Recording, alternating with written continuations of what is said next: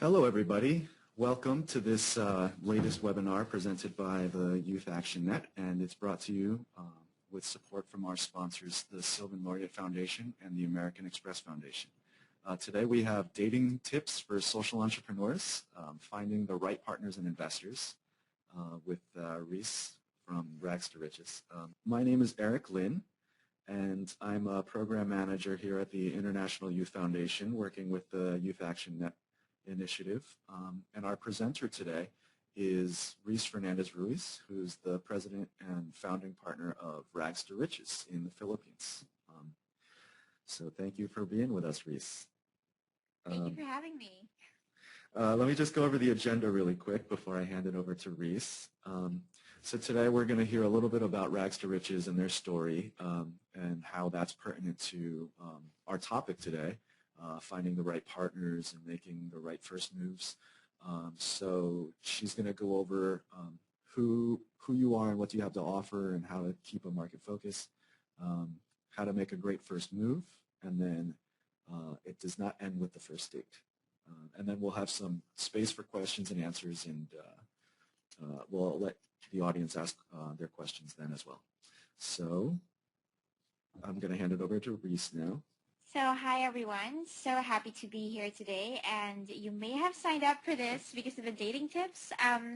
I think that's great, and we're going to talk about more than just getting into a first date with your partners and with your supporters and the market. But before that, I would like to tell you more about what we do in Rags2Riches. So we're a fashion and design house of community artisans, and we started 6 years ago in this place called Payatas. So this is one of the biggest garbage dump sites in the Philippines. It's around 40 football fields big, and around 500,000 people live here. One of them is Ning. Ning is a mother of 5 and a scavenger for 14 years. She used to get scraps of fabric from the garbage dump site and make foot rugs out of them. So the foot rugs I'll show you the pictures later, but because she didn't have access to the market, and eventually she also didn't have access to the supply of raw materials, because after some time middlemen came in and started getting the scraps of fabric straight from the factories and sold them to her. And so she had no choice but to buy it from them, and she would then have to go through another set of middlemen to sell her rugs to the market. So at the end of the day, while working very hard for her family, she would only earn 20 cents US dollars a day to feed a family of 5. So it doesn't even matter if Ning is the best and most hardworking person. She didn't have the opportunities, so she couldn't make it in life. And when we saw that this was happening, the group of young professionals came together, including me. And so we all came together and formed Rags2Riches. How we came together is quite an interesting story as well. So I was going to Payatas on my own for some projects and outreach programs, and they were also going there for their different outreach programs, and we kind of saw the same problem and got together. On a side note, the guy beside me in that picture, Mark Ruiz, is now my husband. So relationships can also happen because of coming together and trying to save the world together, sort of. So we all came together and formed Rags2Riches, and the first thing we did was transform the foot rugs from this, so this is how it used to look like, to this, improving the quality of the weaving, the quality of the colors, and making sure that it goes beyond just a livelihood program, but it has to be a product that the market will love and they will buy every time, regardless of the story.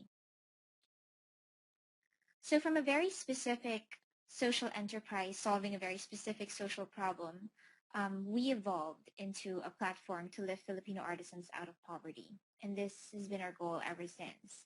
We realized that this is such a big goal and that we can't do this alone. And it's not just about additional income for our artisans. It has to be a holistic solution. And this is our solution. we connect with the top designers from the Philippines. This guy in the picture, his name is Rahul Laurel. He is one of the top fashion designers, if not the top fashion designer in the Philippines. He's been around for around 20 years, and he dresses up stars in the country. We met him around 6 years ago, and I'm going to tell you more about that. Because of his design direction and because of co-branding with him, we're able to uplift the value of artisanal creations. We also provide skills training to our artisans. So again, it goes beyond just making a product, any product that they can make. It has to be a product the market would want. And together with skills training, we also have an artisan academy that is not just about skills, but also about other things like financial literacy and values formation, the modules that we think are very important in our goal to lift Filipino artisans out of poverty. And finally, we also have the Quality of Life program, which is basically a savings plan for our artisans. We strongly believe that the ability to think long-term is something that is necessary for people to get out of poverty. And finally, market access. So we have our own retail stores in the Philippines. We have our own online stores, but we also have partnerships with different international brands such as Anthropologie in the UK and the US. We also have some partner stores in Japan and also some other retailers in the Philippines. And this is a very important component of what we do, as this makes sure that our enterprise is sustainable and market-driven. So these are some of the products that the artisans are making from their homes and are now being seen in different parts of the world. These are home accessories, fashion accessories. And so far, we have trained around 900 artisans from 12 communities. So we're now not just in Payatas, but we're also in different parts of Metro Manila. And minimum for them is like around 200% increase in household income. We have around 50 retail and online outlets in the world, and we've partnered with 5 top designers from the Philippines. So after Rahul Laurel, we tapped other designers, and they were very happy to do the same model with us. And this has been an innovation that Rags2Riches started, and a lot of people in the Philippines are now following suit as well. So we're now with 900 community artisans, and it could be seen like all over the world. And when I look at where we are right now, it feels like it was just yesterday when we were doing everything and we were finding it really difficult to do what we do and imagine the point in time that we are in right now. So I'd like to share with you some tips on the partnerships, what we did along the way, the mistakes that we had, the failures that we had. So hopefully you don't have to go through them. The first thing that we had to understand before even reaching out to other partners is to understand who we are and what we have to offer. So we started because of the social costs and because we saw the social problem. So we had to decide or sort of think about what we want to do and what our story is. Do we market our compelling story of artisans coming from the garbage dump sites, creating something almost out of nothing? Or do we market a beautiful product? And early on, we were very convinced that it has to be about great design. And the story has to be there as well. And it's hard to look for a focus because the market sometimes we just look at a product and think about one thing. So we decided to make it about the beautiful design, and the story should always be inside the product. So we decided to merge both, but with a greater focus on design first, because that for us is the only way that we can actually give justice to the story behind it. So for every product that we have, you may go to a shelf and get attracted to it because you like it. And then you will open it and see the story of the artisans who made it and the signature of the artisan who made it. And suddenly it has a different connection. You're not just in love with its design, you're also in love with what it stands for. And that's kind of the story that we wanted to tell the world early on. So we were very careful about that.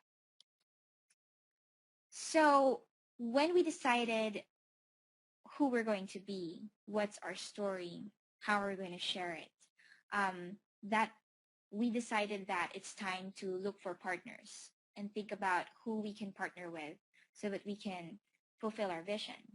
So the first thing that I want to share with you is something that we have learned very early on, is how to make a great first move.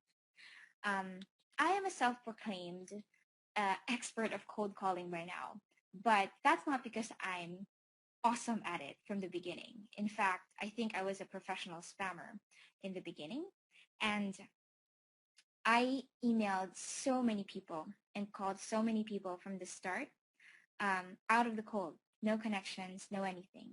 And today I could honestly say that because of my experience in getting rejected and getting advice from people who I called too many times, I could share with you the mistakes that I did and the things that I learned along the way.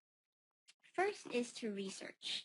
It may seem like a very standard, basic thing, but it's surprising that sometimes we research, but with the thinking that, okay, what can I get from this company or this partner or this designer?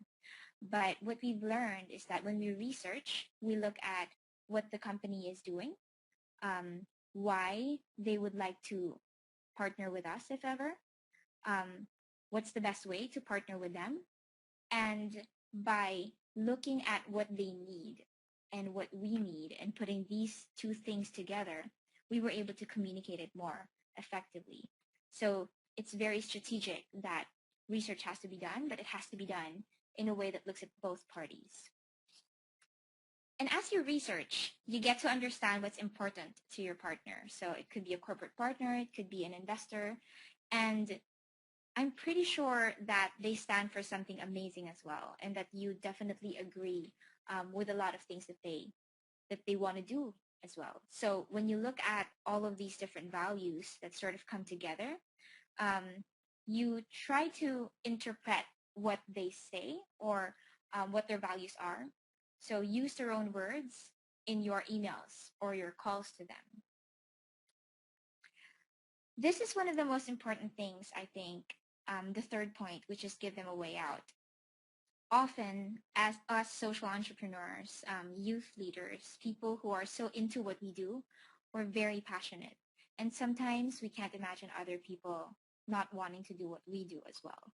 But it's very important that we give people a way out, especially if what we're asking is something that's scary or revolutionary or innovative, that some people will find it intimidating, or maybe it's not yet their time to help you out.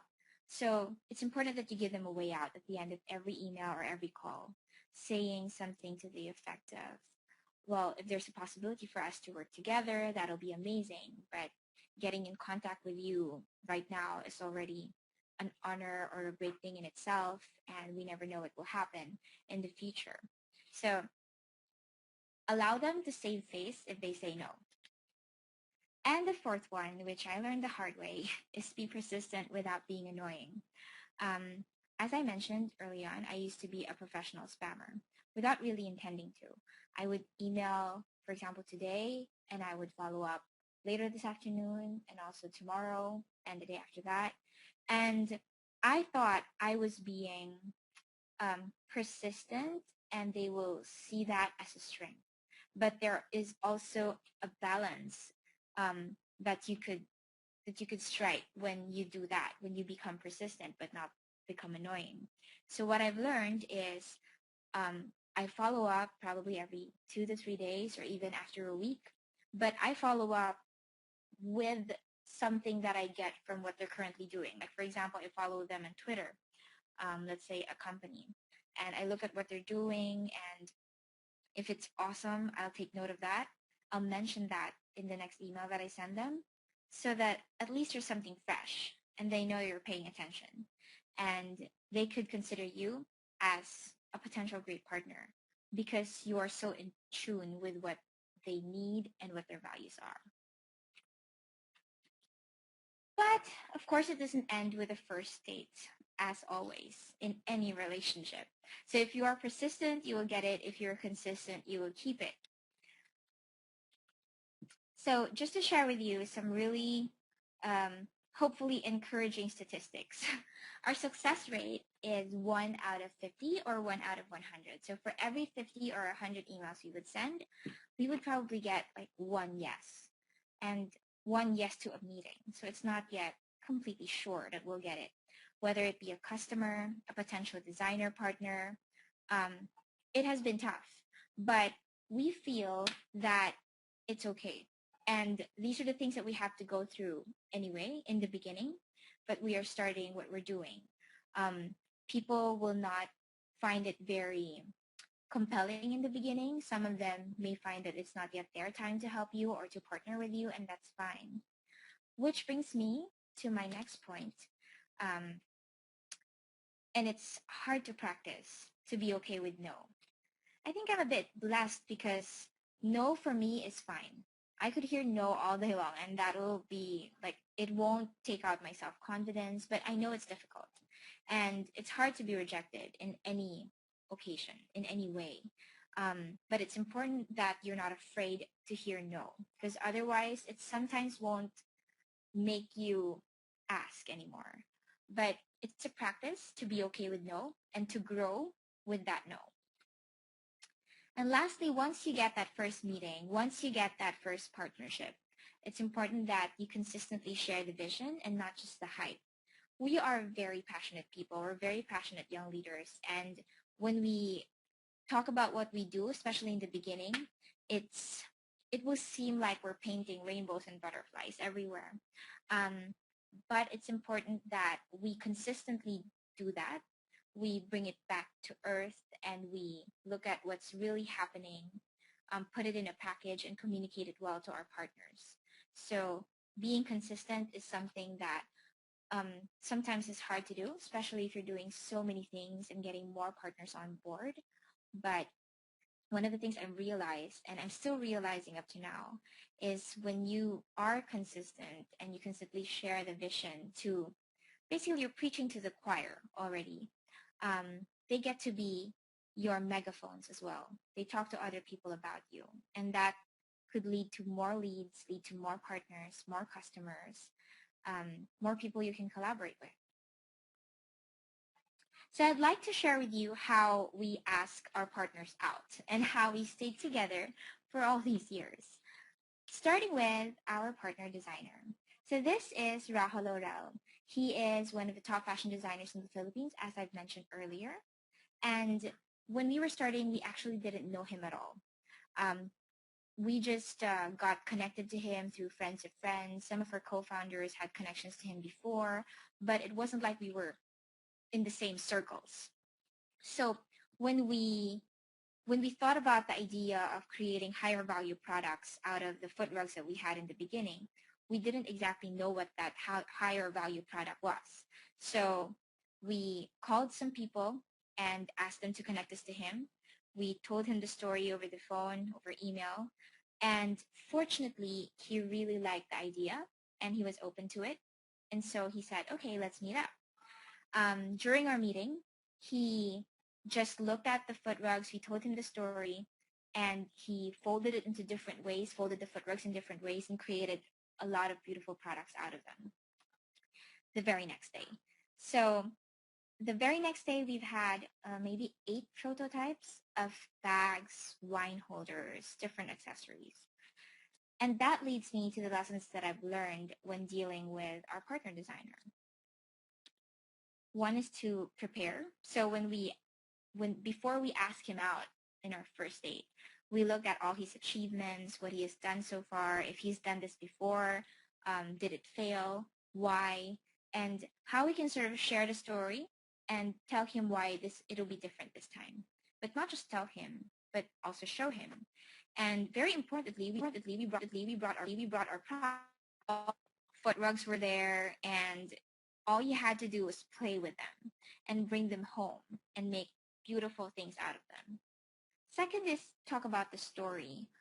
When we approached him, it wasn't about telling him what to do with us, but it's more about talking about the story of our artisans, how we started, how we want to grow. And we just asked him, what do you think would be the best way for us to use these products. How could we elevate the value? We talked about the story and we let him do the rest. We let him actually go crazy with the designs. It's awesome because when you talk to a designer, you have to let him be a designer. And it's similar to other partners as well. When you talk to other partners, you have to let them be who they are and why you approach them for. And you'd be surprised about the results.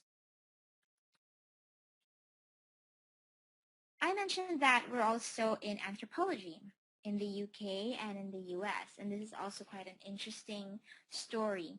We got connected to Anthropologie through different partners that we've had. We didn't have a direct connection to them. I was emailing them for 2 years and no response. But see, it was 2 years. I didn't give up in the first 2 weeks. I didn't quite pan out for the 2 years, but what I did after was look for people who may know them and got introduced. So maybe after like 4 connections, we finally got a meeting with Anthropologie UK, who connected us to Anthropologie US.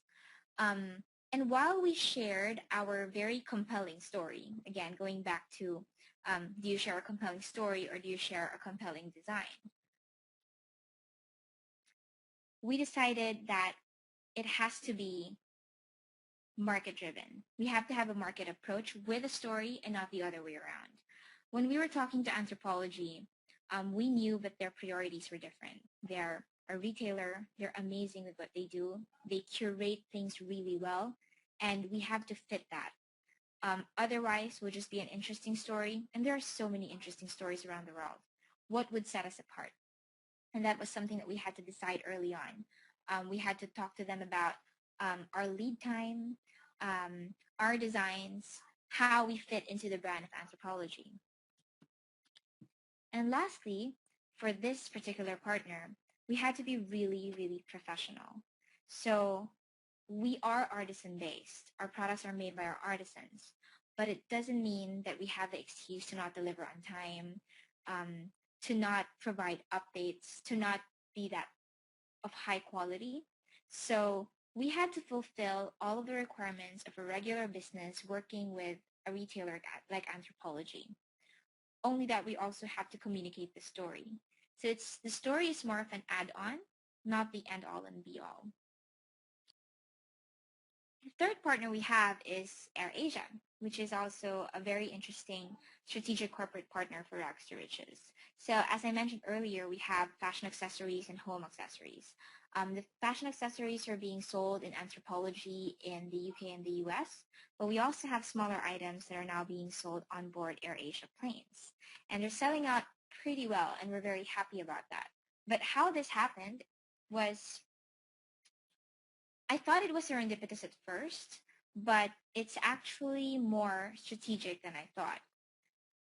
So I met the executive director of AirAsia maybe around 3 years ago. She wasn't the executive director of AirAsia Foundation just yet during that time. So I was just talking to her and just connecting and talking to her about the story and just maintaining that relationship for a while until she became the AirAsia Foundation executive director. And suddenly we're top of mind.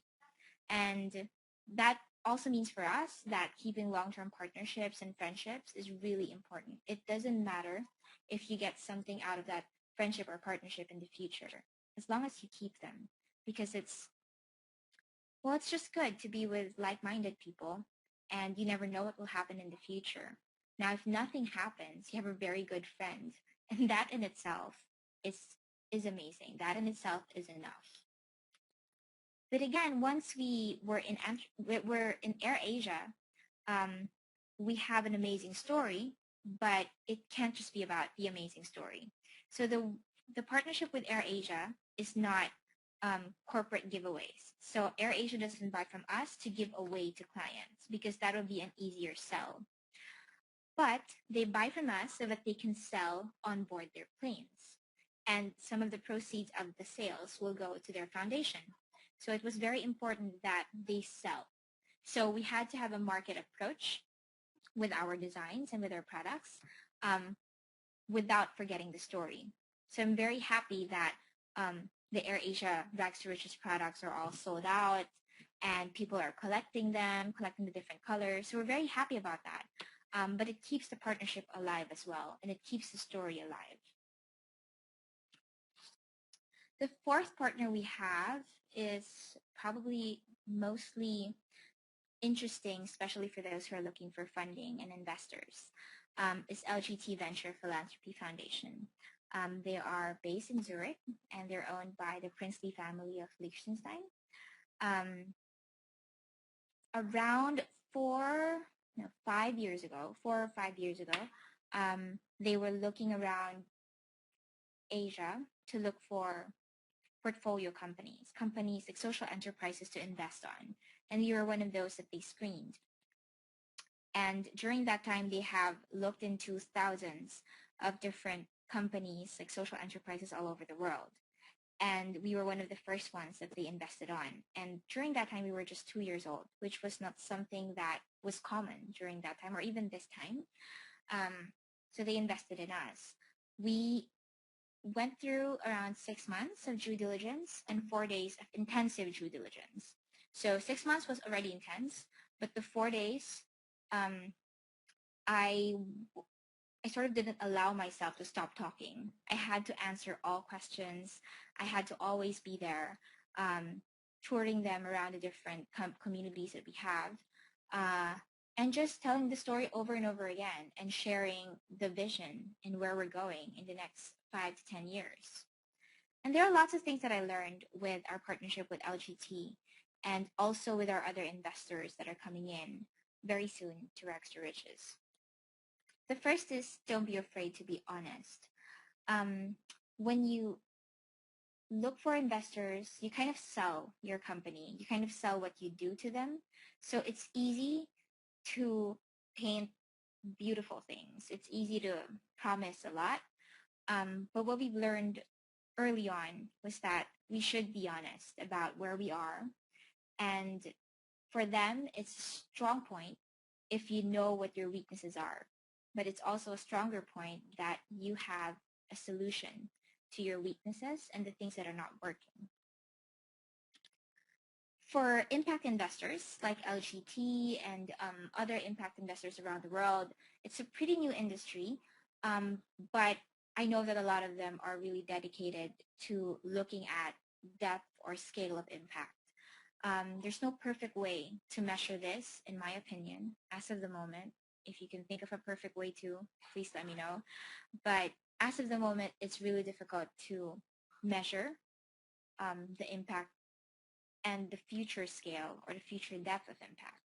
But it was very important for us to put this together and share it to them in the most concrete way possible, with the caveat that, you know, things may change and that we are very open to their inputs on how we can measure it more effectively. And most importantly, show a business model or a viable plan towards one. A lot of social enterprises may not have a business model just yet. And I believe that some social enterprises will find it really difficult to think of a revenue stream. Some of them will really be grant funded, and that is completely okay. But when I talk about business model, it has to be more than just about how you get revenues. It has to be about how you're going to be sustainable in the future. Are you going to tap into a grant-giving foundation that could do this with you every time? Are you going to sell products? What are you going to do?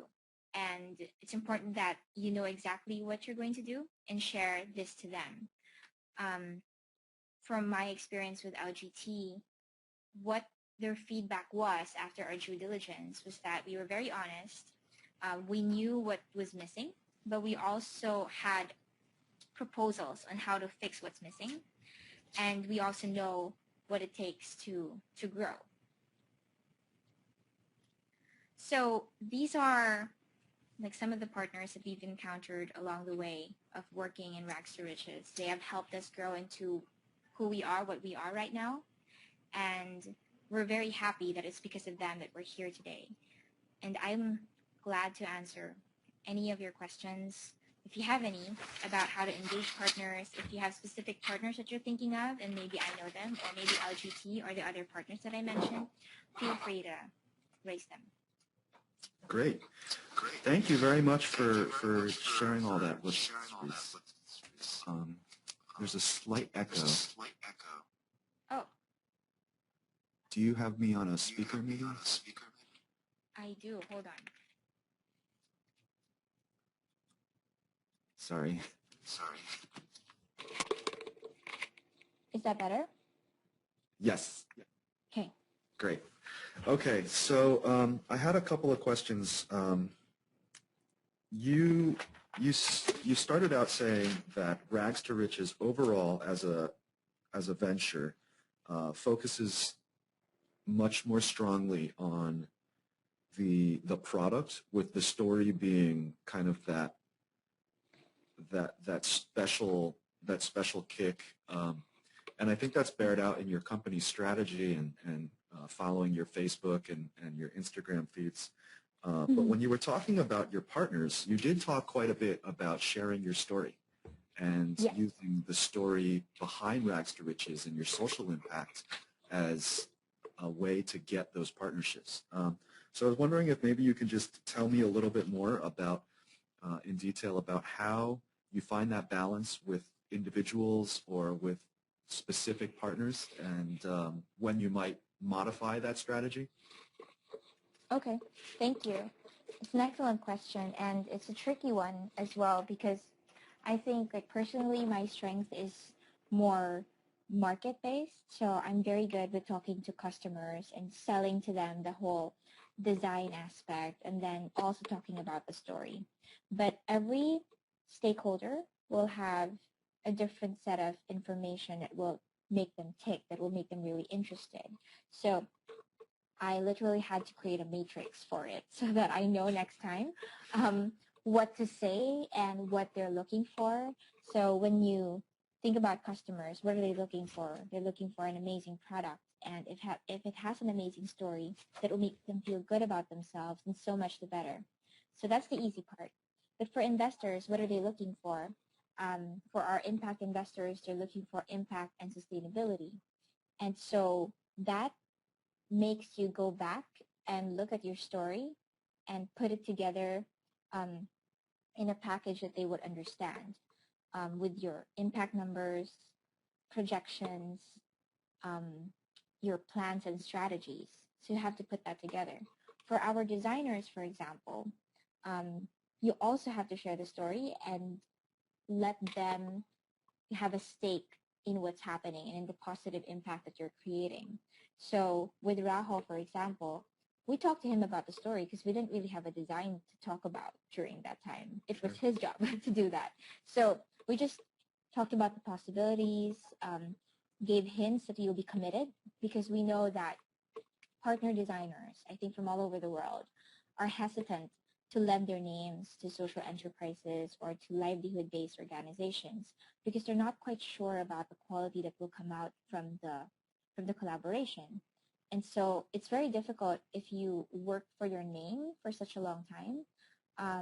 It can be tarnished with just one product that's below quality. So he was we knew that it was a concern of designers. I mean, it's a normal concern. So we made sure that we talked about how we're there to stay, the quality control process that we have. So it's coming from the understanding of what the partner's concerns are. For Anthropologie, of course, it's more market-based. They're more worried about if we can make deliveries, if we can make the right quality. So in our story, we had to weave that in as well. For partners and possible donors or media, they want good stories.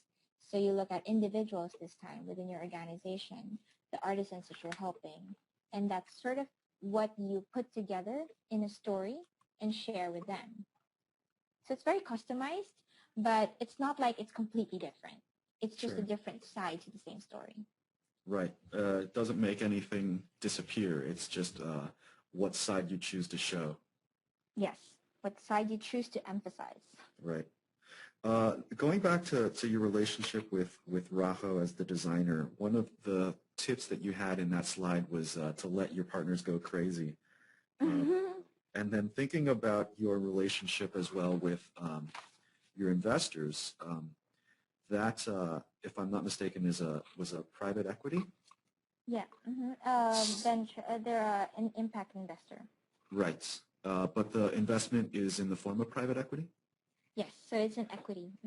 So in both of those cases, when you're talking about having a designer go crazy and design your product, and then also, you know, having investors come on board in return for equity, there's a lot of trust involved. Yeah. So maybe you can tell me a little bit about not just how to get the investors or partners, but how to find the right partners, because there's it seems like there's a lot of trust involved in once they're on board. Yeah, absolutely. And the things that you will create together would either make or break what you have. So trust is absolutely important. And I don't think there's a clear-cut formula to really know if you can trust a person or the person can trust you and you're a good fit. I believe that most people are good people with good intentions, the people that you will meet. It's just really a matter of the fit. So for Rajo, for example, we know him. We know his credentials, his name, but he didn't know us. So that was a trust that we had to establish with him, that we are there to stay. I think we were able to do that during our first meeting just because of the dedication of the whole team. We had really credible young professionals in our group, and we really talked about our passion and our story and how we plan to move forward with this. And you were very clear that it's not a project for us, because it's scary if it is. That means that we don't have any stake in making it ultra successful because we don't have any future plans of doing it anyway. So we had to convince him that we're there to stay. That was something that builds trust because he knows you have skin in the game and you're there for the long haul. That means that whatever you start now will have to be really good and his name will have to be really protected because otherwise you can't go on from there. So for the investors, I think what really built trust, mutual trust with us, well, on our end, from what I learned from them, from their feedback, it's because of our being candid about what we haven't done yet, what we haven't thought through, things that we are working on. So I think it builds suspicion if everything seems like it's going perfectly. But it's tempting to say that because sometimes we really want to see the glass half full. No, not sometimes, all the time. So instead of being very honest about it, we play it down a little bit, especially if we're selling.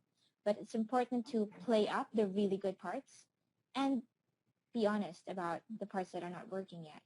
On their end, they also gained our trust because, well, when they were going around and talking to us, they were really trying to understand where we're coming from as well. They're from a different world, different country, different industry. And for them to understand what we're doing and to buy into the vision was something that's so important to us. So before we signed on, we made sure that we were on the same page. Great. Thank you. I have a question here. How do you improve product quality without affecting the artisanal essence? Great question. So I think when we were starting, we talked to the artisans about the general quality of the product. So I think sometimes we have this misconception that if it's artisanal, it has to be always rough around the edges all the time. But there are lots of artisanal products in the world that are very refined, but you can still see the human element in it. So what we want to make sure of is that the product doesn't crumble or fall apart after some time, which means that the weaving has to be even. It has to be tight enough. So there has to be those basic parameters on what constitutes a high quality product. So there will be differences in colors, some differences in some really nice character to an artisanal product, but there also has to be a bare minimum. So we decided on a bare minimum with the artisans. And so when we decided on that, in the beginning, we had to reject around 98% of the products that we get from artisans, which was painful for both of us. But we were very careful about our language when it comes to rejecting the products and not rejecting them as people. So we had to always reiterate that. And one of the revolutionary things that happened that allowed us to really create really high quality products is a field trip that we did early on in Rags2Riches. We went to this high-end mall with around 30 of our head artisans, and we entered some really good stores. So we entered Bottega Veneta, we entered Kate Spade, and they were just looking at the products and saying, oh, we should be here in this store in the future. And that really motivated them. So it was less about us telling them what to do. It's more about just exposing them to the market. Because sometimes, actually most of the time, the wisdom really comes from them. So we're very happy about it. But when you look at the products that we have right now, they're still artisanal. There will still be some differences in the weaving a little bit, but you're very confident that it wouldn't fall apart. And that is something that we're very conscious of. So I think the key there is to put a set parameters on what it means to be of high quality, and then also have tolerance for the kinks and character of a product that's made by hand. And there's also kind of a system around that, right? Yes, absolutely. So you have all your checklists. You teach the artisans what the checklist is, and right now they're implementing it. So I tried to weave at one point, and I will argue that it's very artisanal, but they said that we couldn't sell it. So, and they're right. I tried it 7 times. I counted because I have them all here. They're not going to be sold anytime soon. So, yeah, so that checklist worked against me, but at least we're going to sell products well, and people are going to appreciate it and say, oh, it's artisanal, but it's made with so much care, and that makes it artisanal. And in the end, did you find that your artisans, were there artisans that resented you talking about the quality in that way, or did they appreciate what you were doing?